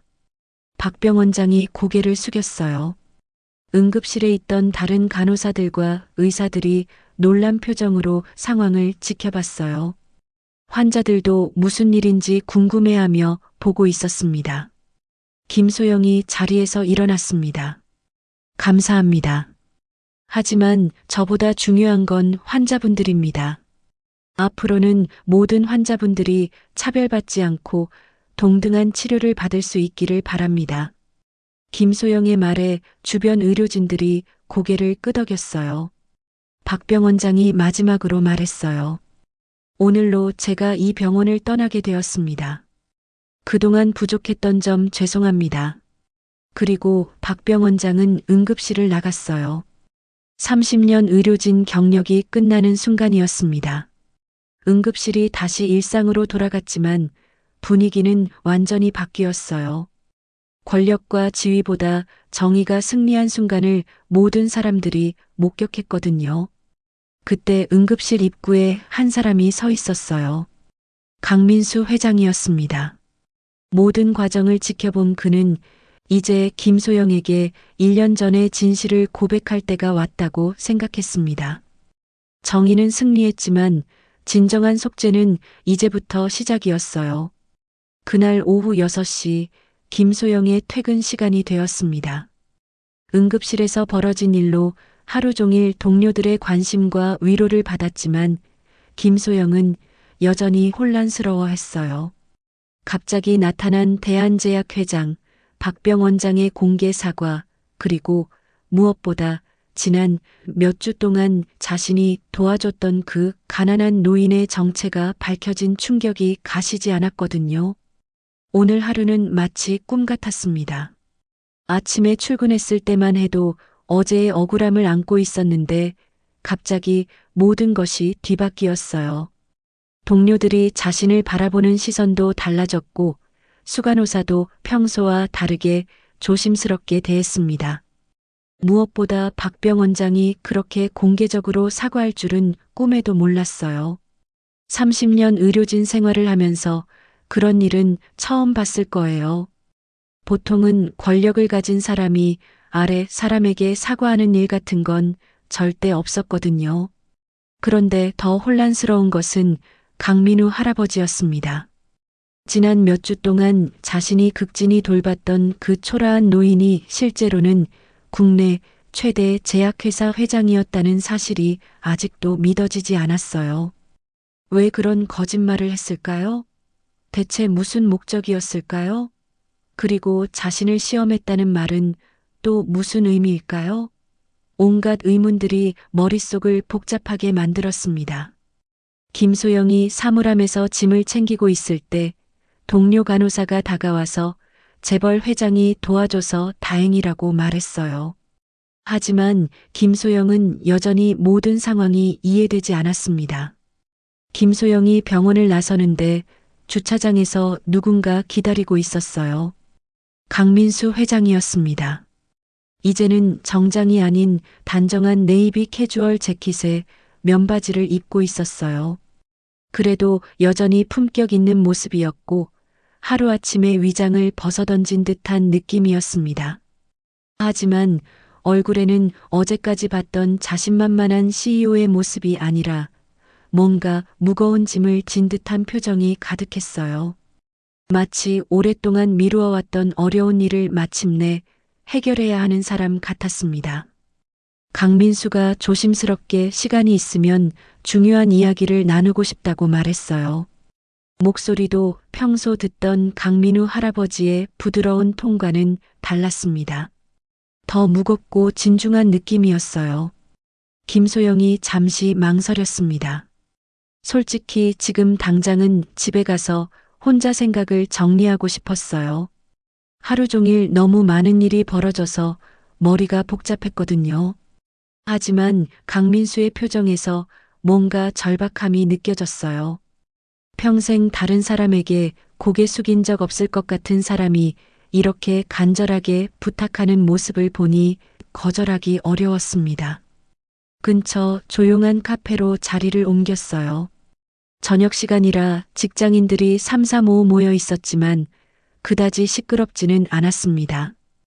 은은한 조명과 잔잔한 배경음악이 흐르는 아늑한 분위기의 카페였어요. 강민수가 창가 가장 구석진 자리를 선택했습니다. 다른 사람들의 시선을 의식한 것 같았어요. 두 사람이 마주 앉자 어색한 침묵이 흘렀습니다. 강민수가 커피를 주문했지만 한 모금도 마시지 않았어요. 계속해서 컵을 돌리며 무슨 말부터 시작해야 할지 고민하는 것 같았습니다. 김소영도 마찬가지였어요. 이 사람이 도대체 자신에게 무슨 이야기를 하려는 건지, 그리고 왜 그렇게 심각한 표정인지 궁금했지만 선뜻 물어보기 어려웠습니다. 강민수가 드디어 입을 열어 지난 몇 주 동안 신분을 속이고 시험했다며 진심 어린 사과를 했어요. 30년간 대기업을 이끌어온 CEO가 일반 간호사에게 이렇게 깊숙이 고개를 숙이는 모습은 상상하기 어려운 장면이었습니다. 김소영이 괜찮다고 말하며 왜 그런 일을 했는지 조심스럽게 물었어요. 사실 이것이 가장 궁금했던 부분이었습니다. 강민수가 깊은 숨을 들이쉬었습니다. 가슴 깊이 묻어두었던 이야기를 꺼낼 때가 온 거였어요. 손이 미세하게 떨리고 있었고 목구멍이 메마른 느낌이었습니다. 1년 전 이야기부터 해야겠네요. 강민수의 목소리가 평소보다 낮고 무거웠어요. 마치 무거운 돌덩이를 가슴에서 꺼내는 것 같았습니다. 김민호, 당신 동생에 대한 이야기입니다. 김소영의 눈이 순간 커졌어요. 갑자기 동생 이름이 나와서 당황스러웠습니다. 1년 동안 그 이름을 입에 올린 사람은 가족뿐이었거든요. 동생을 아세요? 김소영의 목소리가 떨렸어요. 가슴이 두근거리기 시작했습니다. 강민수가 잠시 눈을 감았습니다. 1년 전 그 작은 병실의 모습이 눈앞에 선명하게 떠올랐어요. 침대에 누워있던 25살 청년의 모습이 말이에요. 강민수가 다시 눈을 떴을 때 그 안에는 1년간 쌓인 죄책감이 고스란히 담겨 있었어요. 동생을 안다고 대답하며 자신이 그 아이를 죽게 만들었다고 충격적인 고백을 했습니다. 김소영의 얼굴이 순간 창백해지더니 손에 들고 있던 커피컵이 덜덜 떨렸습니다. 저는 대한제약 회장 강민수입니다. 강민수가 천천히 자신의 정체를 밝혔어요. 1년 전 겨울 김소영의 동생 김민호가 급성 백혈병 진단을 받았던 상황을 설명하기 시작했습니다. 김소영의 숨이 가빠졌습니다. 1년 전 그 끔찍했던 겨울이 생생하게 되살아나고 있었어요. 강민수가 당시 김민호는 25살이었고 급성 백혈병 진단을 받았다며 목소리를 떨어가며 말했어요. 기존 항암제 치료에 반응이 좋지 않아서 새로 개발된 라이프텍을 시도해보기로 했던 상황이었다고 설명했습니다.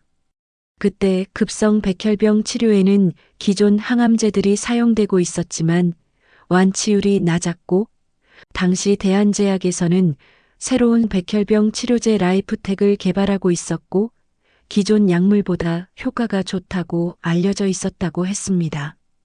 김소영이 그 약 이름을 들었을 때 온몸이 얼어붙는 것 같았어요. 라이프텍이라는 이름을 중얼거렸고 강민수는 바로 그 약이라고 확인해 주었습니다. 강민수가 김민호의 담당 의사가 자신들에게 연락했던 상황을 구체적으로 회상했어요. 기존 치료로는 한계가 있으니 라이프텍을 시도해보고 싶다고 했던 그때 상황이 머릿속에 생생하게 되살아났다고 했습니다.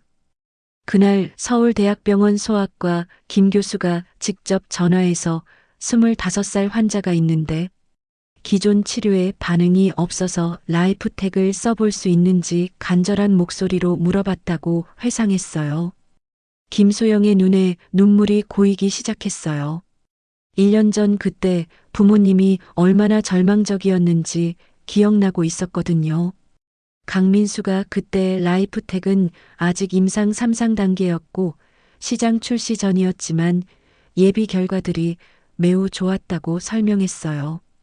기존 약물보다 효과가 2배 이상 좋다는 데이터가 나오고 있었다며 자신이 김민호에게 라이프텍을 제공하기로 허락했다고 말했습니다.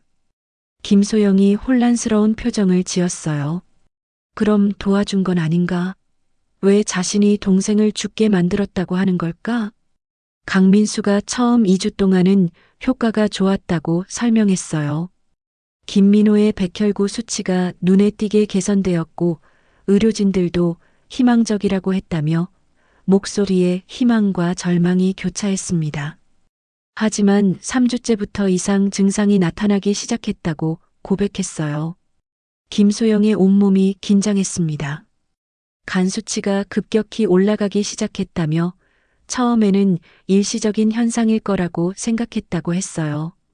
새로운 약물이니까 몸이 적응하는 과정이라고 여겼다며 강민수의 목소리가 점점 더 떨렸습니다.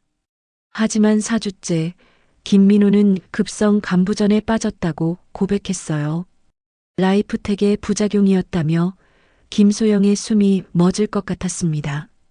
강민수가 고개를 떨구며 그때 자신들이 끔찍한 사실을 발견했다고 말했어요.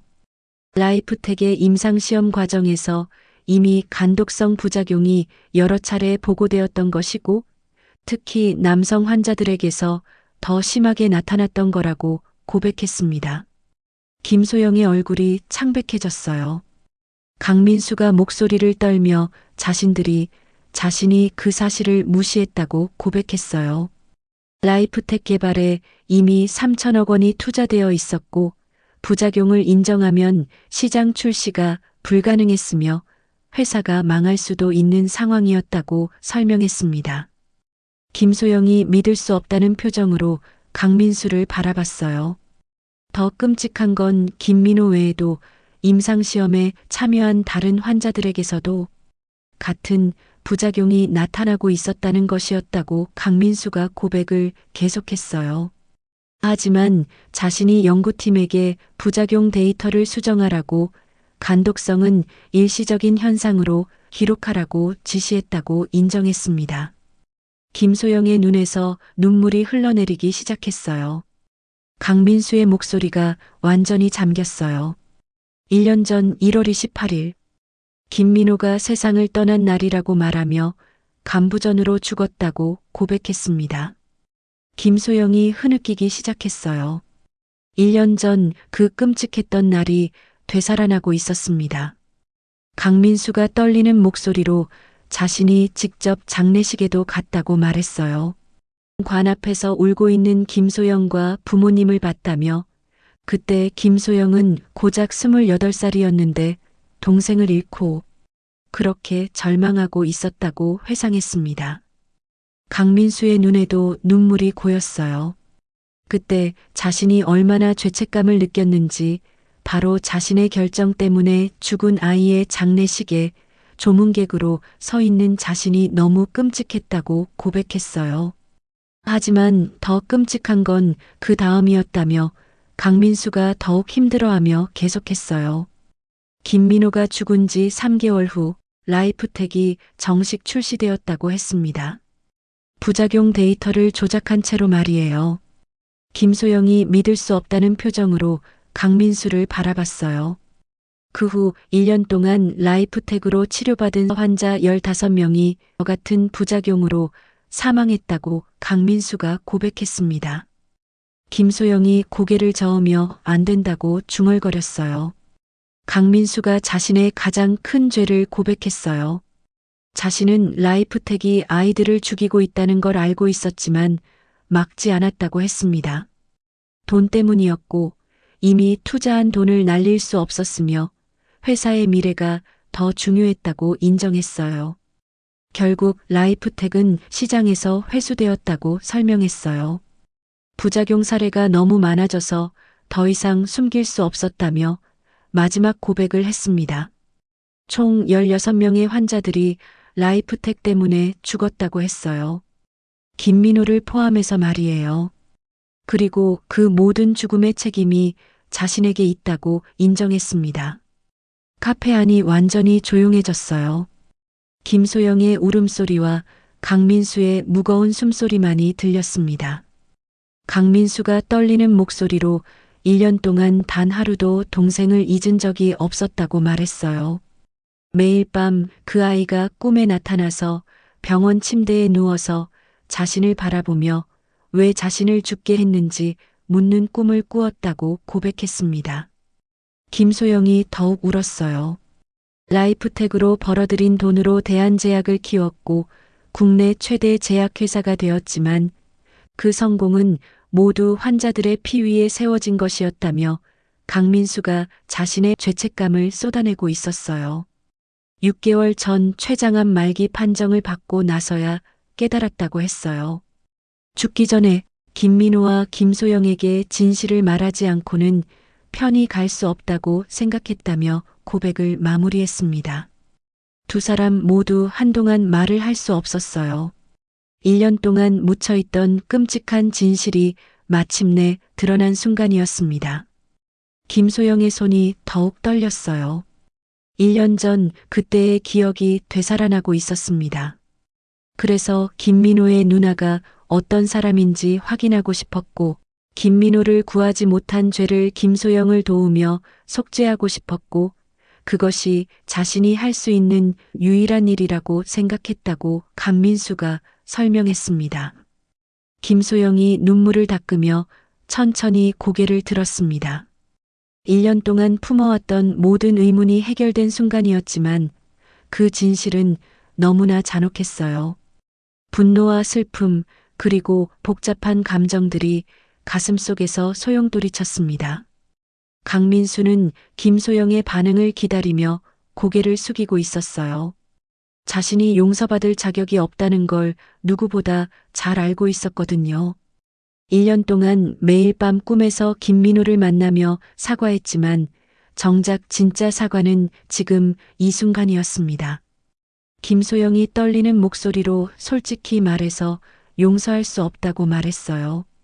강민수는 당연한 반응이라며 고개를 더욱 깊게 숙였습니다.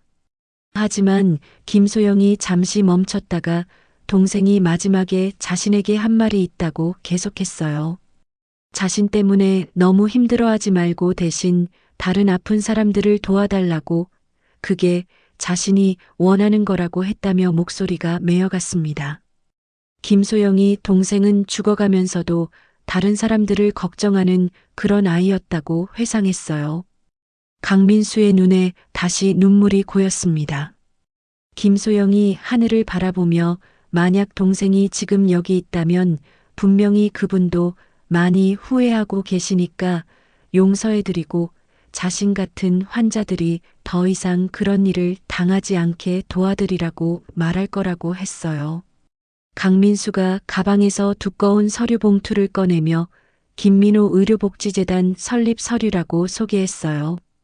자신의 전 재산의 약 5천억 원 규모를 출연해서 만든 재단이라고 설명했습니다. 김소영이 놀란 표정으로 서류를 받아봤어요. 정말로 엄청난 규모의 재단이었습니다. 자신의 전 재산을 출연해서 만든 재단으로 신약 부작용 피해자들을 돕고 의료 안전성을 높이는 일을 하려고 한다고 설명했습니다. 그리고 이 재단의 이사장을 김소영이 맡아달라고 요청했습니다.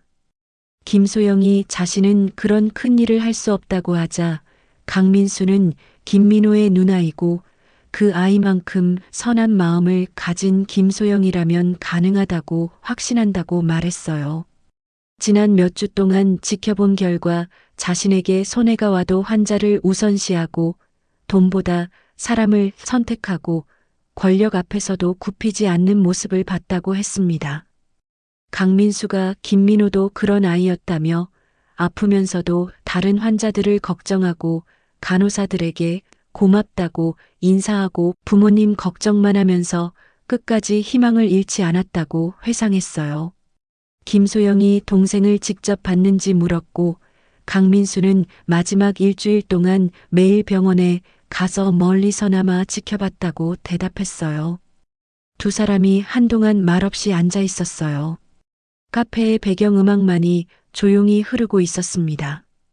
강민수가 김소영 남매는 정말 닮았다며 같은 마음, 같은 영혼을 가진 것 같고 그래서 더욱 이 재단을 김소영이 이끌어야 한다고 확신한다고 말했어요. 김소영이 서류를 보며 오랫동안 생각했어요. 1년 동안 동생의 죽음에 대해 품어왔던 모든 의문이 해결되었지만 동시에 새로운 책임감이 느껴졌습니다. 김소영이 솔직히 말해서 아직 용서할 수 없다고 말하자 강민수는 당연하다며 용서받을 자격이 없다고 인정했어요. 하지만 김소영은 동생이 만약 지금 여기 있다면 뭐라고 했을지 생각해봤다고 말했어요. 아마 그분도 많이 후회하고 계시니까 용서해드리고 이제 자신 같은 환자들이 더 이상 아프지 않게 도와드리자고 했을 거라고 했습니다. 김소영이 동생을 떠올리며 누구보다 착하고 순수한 아이였고 자신이 아픈 것보다 다른 사람이 아픈 걸 더 걱정하는 아이였다고 말했어요. 마지막 날에도 자신 때문에 너무 슬퍼하지 말고 대신 다른 아픈 사람들 많이 도와달라고 했다고 회상했습니다. 두 사람이 한동안 말없이 앉아 있었어요. 1년 만에 만난 가해자와 피해자, 하지만 이제는 같은 슬픔과 같은 목표를 나누는 사람들이었습니다. 김소영이 재단 일을 한번 진지하게 생각해 보겠다고 조심스럽게 말했어요. 하지만 조건이 있다며 자신이 직접 모든 프로그램을 확인하고 승인해야 하고 정말로 도움이 필요한 환자들에게만 지원이 가도록 하겠다고 했습니다. 그리고 동생 이름을 단 재단인 만큼 동생이 원했을 일만 하겠다고 덧붙였어요. 강민수가 감사하다며 그것만으로도 충분하다고 대답했어요. 강민수가 일어서려고 하는데 김소영이 앞으로는 가끔씩 강민우 할아버지로 병원에 오라고 말했어요. 동생도 그걸 원할 거고 회장님도 이제 환자이니까 치료를 받으라고 했습니다. 강민수가 치료해봤자 몇 개월 연장될 뿐이라고 하자 김소영은 그래도 받으라며 살아있는 동안 할 일이 남아있다고 말했어요.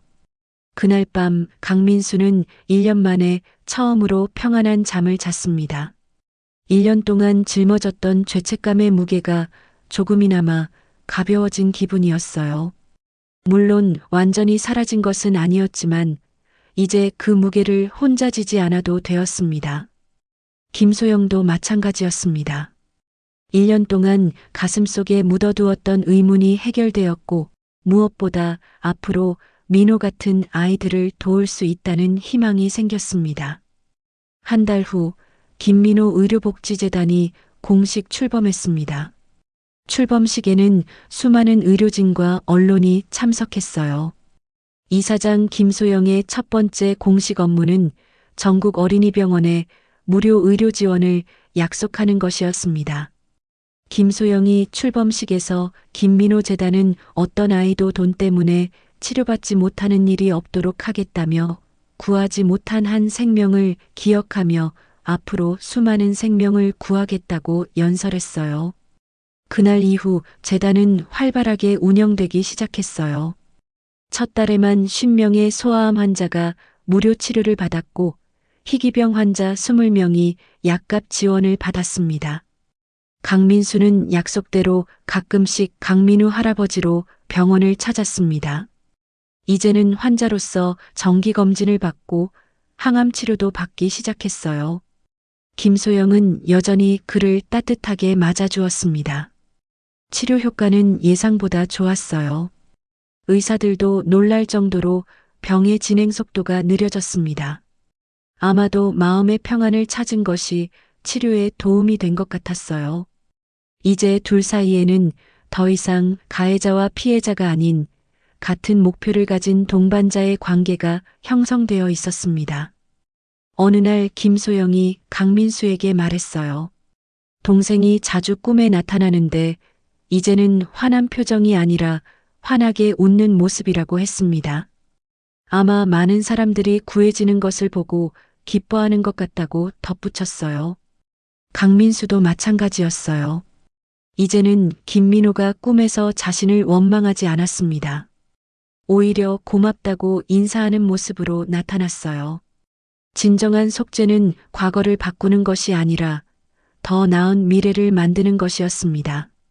그리고 때로는 가장 큰 상처가 가장 큰 치유의 힘이 되기도 한다는 것을 두 사람은 깨달았습니다.